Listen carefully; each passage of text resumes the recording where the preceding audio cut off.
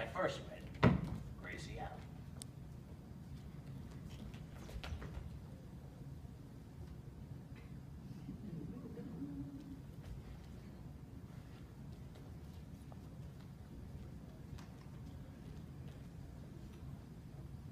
Who is that?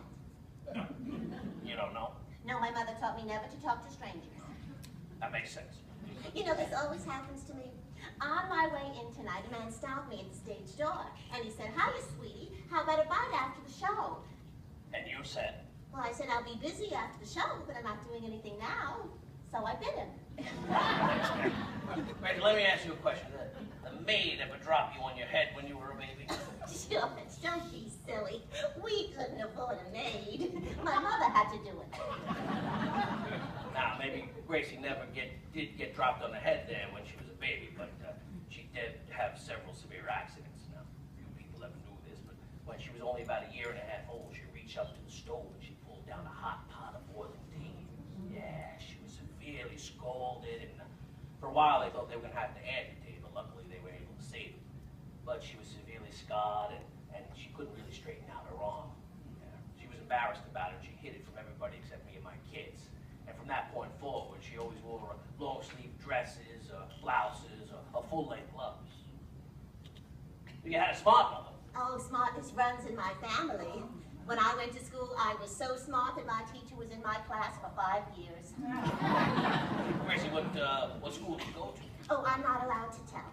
Why not? Well, the school pays me $25 a month not to tell. Gracie, is there anybody in your family as smart as you? Oh, my sister Hazel is even smarter. Oh, Hazel. Yes, if it wasn't for her, our canary never would have hatched that ostrich egg. Canary hatched an ostrich egg. Yes, but the canary was too small to cover the big egg. So Hazel sat on the egg and held the canary in her lap. Hazel must be the smartest one in your family. Oh, my brother Willie, he's no dummy either. Willie? Yes, the one that slept on the floor. And why did he do that?